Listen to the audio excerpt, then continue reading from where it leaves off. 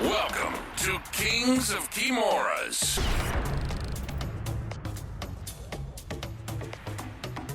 All right, guys, welcome to another episode of Kings of Kimuras. I'm not sure what episode this is because it's been like a minute since we've had a podcast. Yeah, we've got a lot of always busy here at Corvo, man. We're always growing the team, so sometimes it's hard to find the time to sit down. And yeah, and we just got done with, like, as you guys know, here in Texas, a massive ice storm. It's when it ices here, it's not like the rest of the country. I feel like, there's no snow. It's just a solid sheet of ice, so it makes it almost difficult to do anything. yeah, I was locked in the house for a couple days, pretty much just going crazy. But watching a lot of instructionals, of course, that the work never stops, even though there's ice on the ground. Yeah, we've been, during the holiday break, we filmed a bunch of content for the Circle app, which I've finally got all the videos edited yesterday. I think it's like 37 videos that we've got done. So we'll get those uploaded and like accessible by the student base here. Nice, dude. Yeah, those it was honestly a lot of fun, man. Just I think going over the fundamentals constantly, at least as a black belt, is super important still.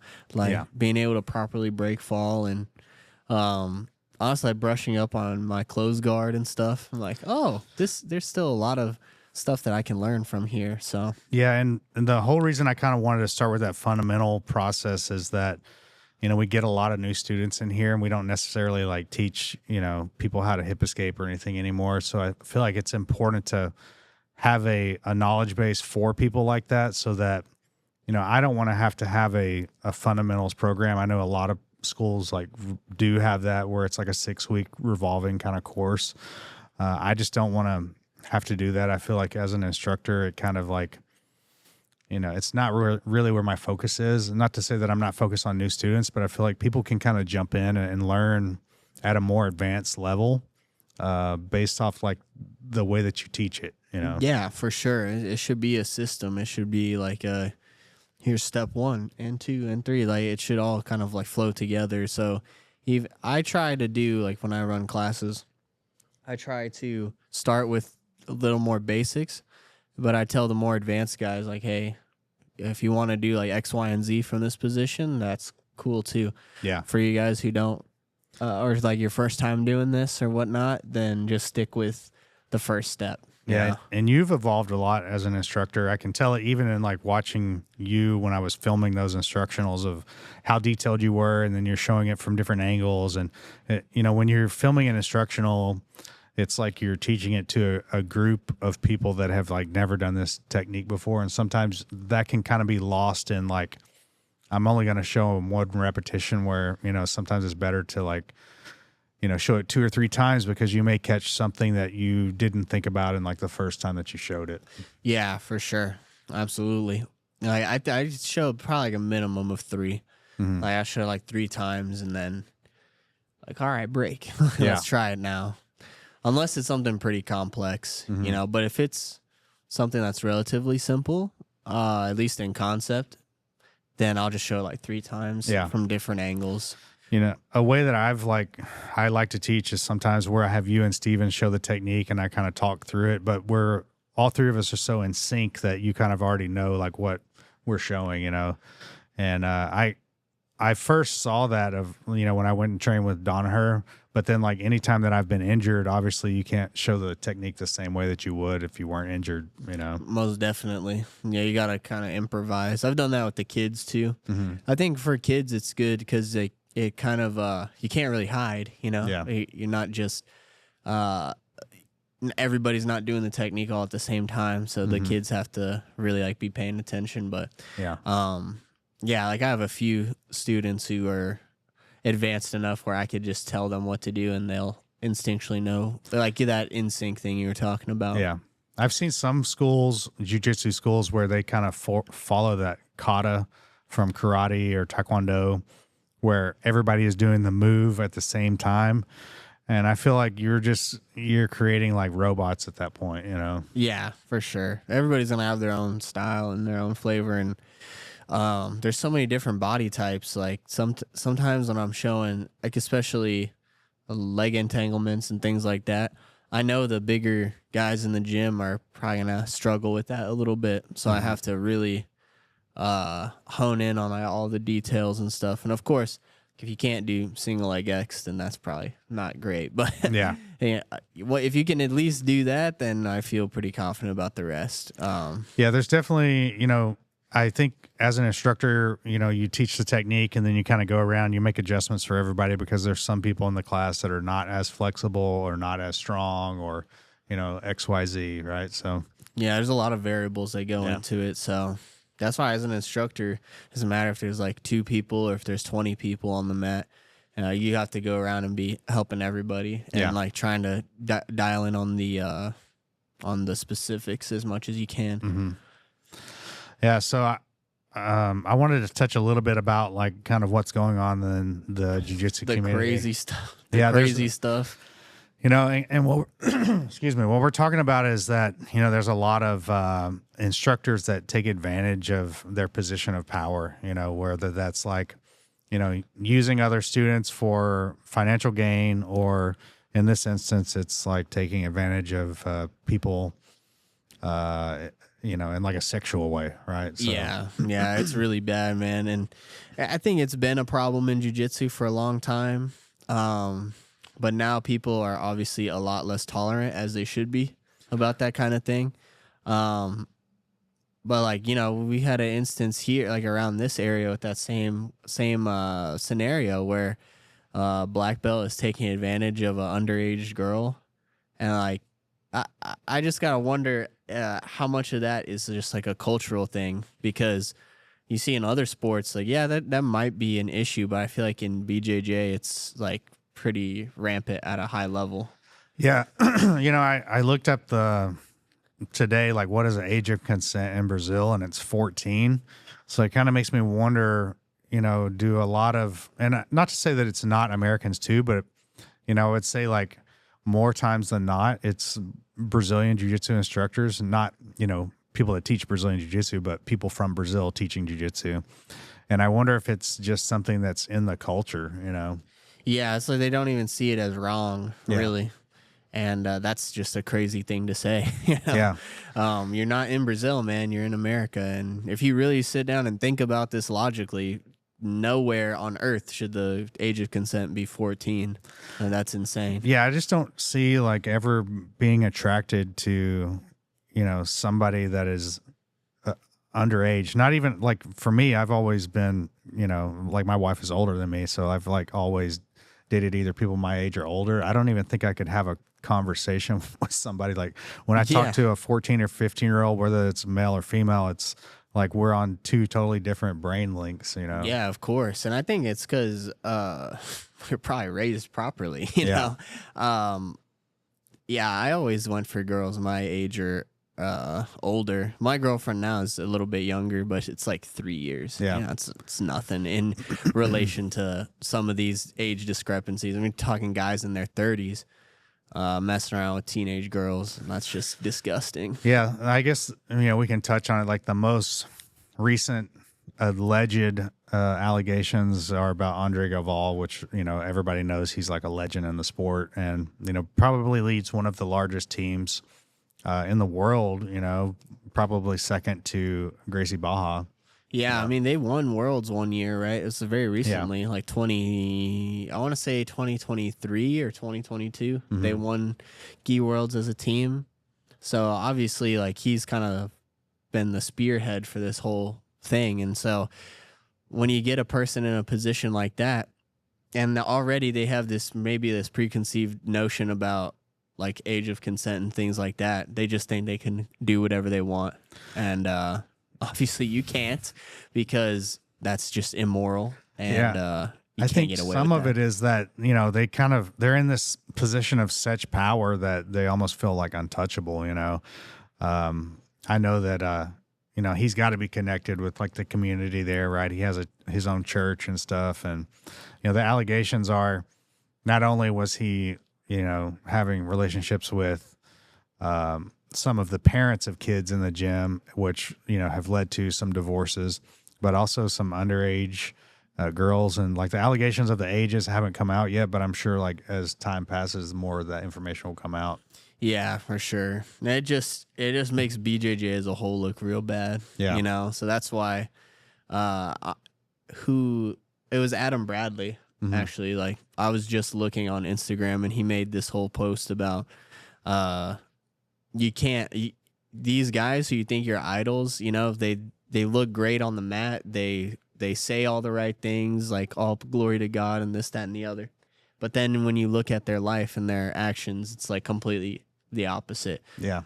So you can't, like, after that came out, I said, you know what, dude, I can't idolize any of these guys anymore. Like, I'm also going to be competing against a lot of these guys at some point, but even beyond that, it's like they're human beings as well. Like, you shouldn't be idolizing another human, because they're going to make mistakes too. And like, nobody's perfect, but obviously some people are more imperfect than others, as we know. But yeah, I just don't understand the mindset, because, you know, it'll destroy his whole legacy and everything that he's built, and, you know, for what, you know, like, you know, there's also allegations that his wife and daughter knew about this, and they were kind of covering it up, and I'm sure, you know, that's a financial thing, right? I mean, a lot of times when you see people in situations like this, it's you know, they're trying to protect what they have, right? So yeah, of course. And that's why, and they allow it to go on. Yeah. Because if it came to light, then of course they'd know. And so that's like, how much mental gymnastics do you have to do to like try to justify this in your head? You know? Like, because I feel like if you caught me doing something like that, like, obviously you want the best for me, but you can't let that slide. Like, as soon as that comes to light, I'm gone, you know, and I know that. So I'm just never gonna put myself even in that situation. Like, we've even talked about, you know, when we're traveling with some of our students who are minors, like, we're not staying in the same room as them. Yeah. I got my own room. You stay with whoever. You stay with your parents, or like, what? You're not gonna stay in my room. That's crazy. Because you don't even want to give the impression that like you go that kind of way. You know, that's just, you want to avoid all that. Yeah, I had a situation one time where we traveled for like kids' pans, and, you know, this is when we were with our previous team, and everybody's staying in the house, and there's kids and parents and stuff. And Susan and I got there late, and we were supposed to have like our own private room with bathroom and stuff. And we go to the room, and somebody's stuff is in there, and the parents that of two boys had taken that room and then put their two boys in another room that they were supposed to stay in with them. And then they're like, well, you'll just stay in that room with those boys. And I go, okay. And so I just go downstairs and I start looking online for a hotel immediately. Yeah. And they're like, what are you doing? I'm like, well, I'm getting a hotel because I'm not staying in a room with your kids. You know, like, one, it's, you know, I don't know your kids like that. But secondly, like, that's just weird anyway. You know, why would you put like the coach in the room with kids? Yeah. You know? That's just, if you have a developed frontal lobe, you know that this is wrong here. Yeah. You know, so that's why for me, it's like pretty obvious. It's like a power thing for a lot of these guys. Yeah. Probably everybody, you know, everybody who's in that position and abuses their position like that. It's all about power. It's like they think they can just take whatever they want, and then there'll just be no repercussions, you know? And, because it always starts with just one, you know, and then it just builds from there. So it's like, how far does this really go back? Yeah, I mean, there's been other major teams too, right? I mean, you think about like Fight Sports has been pretty well known about, you know, having a bunch of issues, and I mean, they're still a pretty major team. Like, their people compete in major events. I just don't know, like, as a whole in the community, like, how are we okay with this? You know? Yeah, for sure. And how's there not like widespread repercussions for that? Like, yeah, a lot of those IBJJF guys, the Fight Sports guys still do IBJ. Roosevelt Souza still does IBJJF and stuff, and he represents Fight Sports. And it's like, dude. Yeah, I just wonder, you know, how many, like, I'm sure they're getting new students in the door, you know, and how many of those people like have no idea, you know? I mean, there's like a pretty well-known case of, you know, the guy in Wagner's gym who was like accused of having I guess he wasn't even accused. There were like formal charges. I can't remember the guy's name right now, but I think it's Marcel Gonsalves. That's right. Yeah. And so he had a wife and kid, And, they were still like allowing him in the gym to teach kids classes. And then when it came time for him to go to court, he just disappeared to Brazil and like left his wife and kid here, Yeah. And that's what they do, man. They just tuck their tail and run whenever shit gets hard. Yeah. Just like Nat. She went to I don't even know what she's doing now. She's like training with the Taliban or something. Yeah, that's a whole other like craziness, I don't get that at all, but you're never going to be able to come back into the United States for sure, unless you come back as like an alias or something, they wait for like wait a few years and then get like a fake Social Security card to come back. You have to get all that plastic surgery out of your face. Yeah. And you'll probably look totally different. Yeah. Well, I'm sure training with the Taliban will like help that quite a bit. Yeah. Just wear the burqa. Yeah. And nobody will ever see your face. But and again, like there's another guy, Isaac Michelle, who's in like the same boat. So it just I've never even thought about like, yes, I do teach classes. Yes, I have this position of power, but I've never been like, oh, I'm going to use this position for my own like gain. Yeah. That's just weird behavior. That's really sick and kind of psychotic behavior at the end of the day. So, yeah, I mean, I've had like one instance where there was a woman that was like, it was clear she was kind of like a jiu-jitsu groupie. She had like bounced around different places, and she wanted to do some private lessons with me. And of course, I'm like, yeah, sure. And I told Susan about it, and my wife, and I was like, hey, we're going to do these privates on this day. I need you to be there. And so the lady shows up, and the first thing she says is, oh, I didn't know you would be here. And what a weird thing to say right off the bat. I did like 3 privates with her, and honestly, like I felt like she wasn't really there to learn. And I kind of pushed her off on one of the other coaches, and she didn't want to do privates with him, so she just left and went to the next gym, so. Yeah, you got to watch out for people like that because they're the ones that get you in the most trouble, I feel like. Yeah.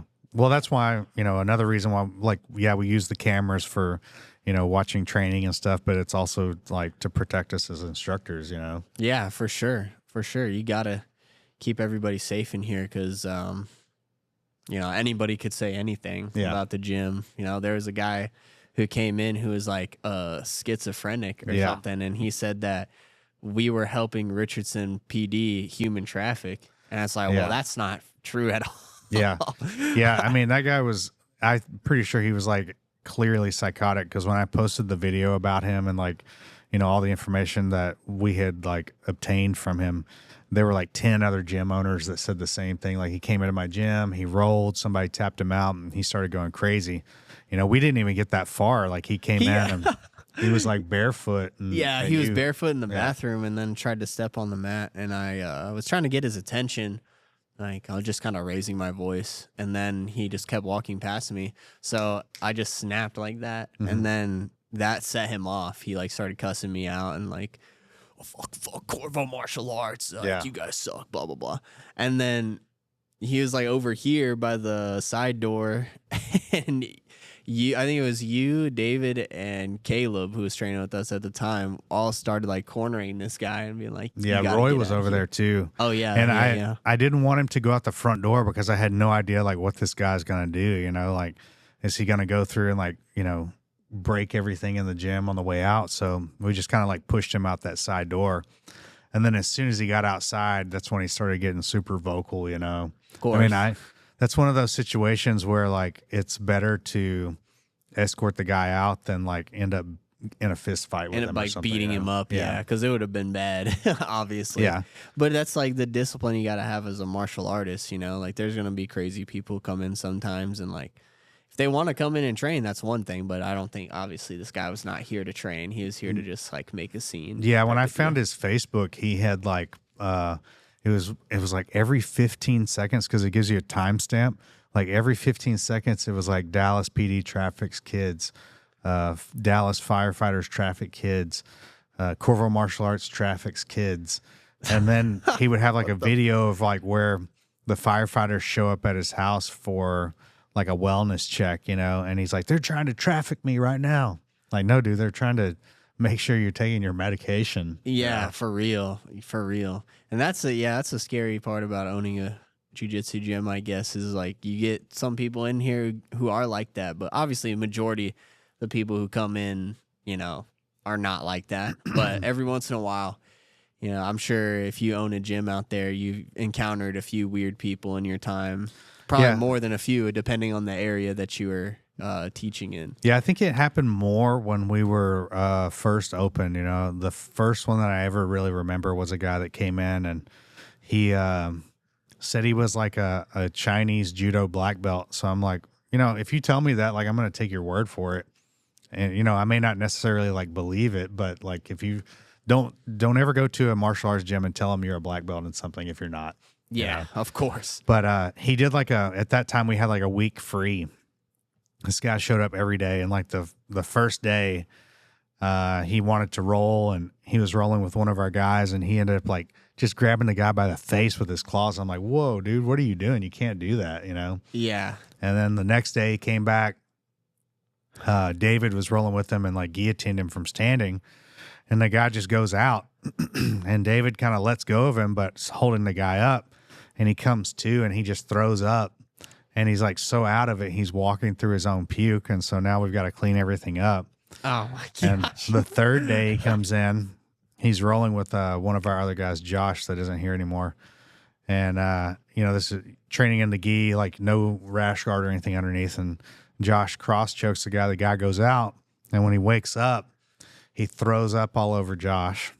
Bro, what is wrong and with on this guy? the fourth day he comes in, he's got his girlfriend with him, and now she's going to film him training. But they had like gone to a pet store and got like a gerbil or something before. And so she's got like this box with this gerbil in it while she's filming him. What? And I foot swept the guy, and it was more of like a shin to shin kick, like my shin like dented in, like I hit him so hard. And the guy was like, yeah, I'm done. Like, and of course he like never came back after that. And like looking back on it, obviously that was like early days of Corvo, but we definitely handled that the wrong way. But, back in the day, like somebody would come in, it was almost like a challenge to, oh, this guy's a black belt. Okay. Like everybody in the gym is going to get their turn with him. Yeah, of course. That's how, I feel like that's how most young gyms are. Cause you get, they think that just because it's like a small gym that these guys in here are going to be pushovers or something like that. And it's like, no, dude. Some of these guys in here have been training for over 5 years, like 7 years, Yeah. Me, I've been training for 15. Like, you're not going to come in and just do whatever you want to me. That's crazy talk, The other one that we had, and you were here for this one, was that guy Chuck. You remember him? Oh, yeah. And I guess he is like actually like trained Taekwondo for quite a while, but I was here. Susan was running the front desk. It was just us two, and the guy walks in wanting to do a trial. And while I'm getting changed, he mentions to her, like, don't you think that any black belt should be able to defend themselves against somebody off the street? Sure.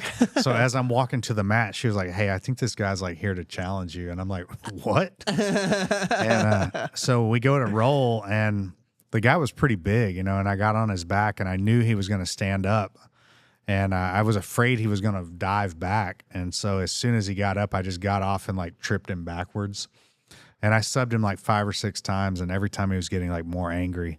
And then you went with him next, and he like actually did dive back. Yeah, he did like plant me on my back, but it wasn't from standing. It was like he got up to a knee.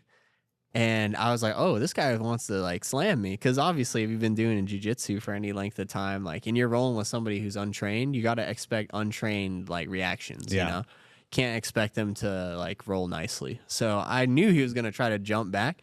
So I kind of pulled him into it first. And then he kind of like jumped back into it. And then I just right over the chin, rear naked choke. And of course, like you said, it's one of those things where you don't want to go that hard on this guy, but you can't just let guys come in and think they can do whatever they want and like roll however they want without repercussions. Yeah, I mean, that guy did like a couple of days. I feel like, maybe he did like the week paid trial or something. And at the end of the week, he was like, yeah, this is not for me. He went back to Taekwondo. What do you think? You're going to just come in and like get good in 2 weeks, bud? Like, that's not how this works. Yeah, I think the best way, if anybody's watching this of like considering jiu-jitsu, go in and be humble, like just be willing to learn, ask a lot of questions, and don't really expect to win, not for a while. Yeah, and like if you're going in to try to like win or like prove something, then you're coming in with the wrong mentality because it's just training. It's not a competition. And if you come in treating it like a competition and you escalate the situation, you can't get mad when the other person matches your intensity. Because I mean, we talk about that all the time. Is like I'll roll about as intense as you roll. Yeah. If you're starting to like spaz out and go crazy, well, now I got to put you on bottom and crush you for the rest of the time because now I don't trust you. I don't trust that if I give you space, that like you're gonna probably hurt me or you're gonna hurt yourself in some way. So I just like with people like that, I just put them in bottom half guard, give them the cross face of justice, and then just do my thing from there. Yeah, I'll like let some white belts work and stuff and get to side control, but the second that I get kneed in the head from side control on the bottom, like you're just gonna suffer the rest of the round, So, like, just I feel like white belts are like the least body aware, Yeah, for sure. It's like Bambi on ice, dude. They don't know where to put their legs, and so I get a lot when guys are defending arm bars. They'll kick me in the head. I'm like, okay. Now your arm's mine, but and then what I'll do is I'll just get back up into mount and then put all my pressure on them, like right on their sternum, so they can't kick me in the head anymore. Yeah, it's kind of we do that police training, which you haven't got to do yet, but I feel like that's about as close to being in like a real fight with somebody that has no idea what to do and being like a trained martial artist. It's exciting, but at the same time, like you said, it's unpredictable sometimes. So a lot of things that I would do in jiu-jitsu where, maybe like my foot is in a position where like they could roll over it or something, I just don't do, it's like I go straight to mount and then I just keep pressure over the hips and like try to keep their arms elevated, or I go to their back and I flatten them out belly down. You keep it bread and butter, man. Yeah. You just like the classics, the fundamentals. Yeah. Well, your body just kind of naturally takes over. You could have a game plan of what you're going to do in that scenario, but like what I've discovered is that in a real situation, you almost always end up on the back. Yeah, they'll turn their back to you because they don't know. Yeah, they don't know anything, so they're trying to get up and they turn, and you're like, oh, that's a freebie right there. Yeah, yeah. I mean, I feel like when I was younger, I would roll with my friends who like didn't train and stuff, and some of them were pretty strong, but I just had better technique, so I'd like be triangling them and like putting them in arm bars and taking their back and stuff. So it's like rolling with a child almost sometimes, like a big child. Because some of those guys in there you're saying are like close to 300. Yeah, so there's some big ass dudes in there. No thanks, I'm good. And it's because the police training's always like the week of or the week before some like big tournament. Like I didn't do the last one because I think like there's that ADCC Open, like the Louisville Open. So, right before it, yeah. Yeah. Or right after, yeah. Nah, I'm good. Well, we're running out of time here, so we're keeping it short and simple. Hope you guys appreciate the podcast. Make sure you check out our YouTube channel and our social medias, and we'll try to keep them regular. Yes, sir. And that's a wrap for today's Kings of Kimuras episode. Thanks for joining us on this epic journey. Remember to keep training, stay curious, and always be ready for the next adventure. Until next time, keep your guards up and your minds open.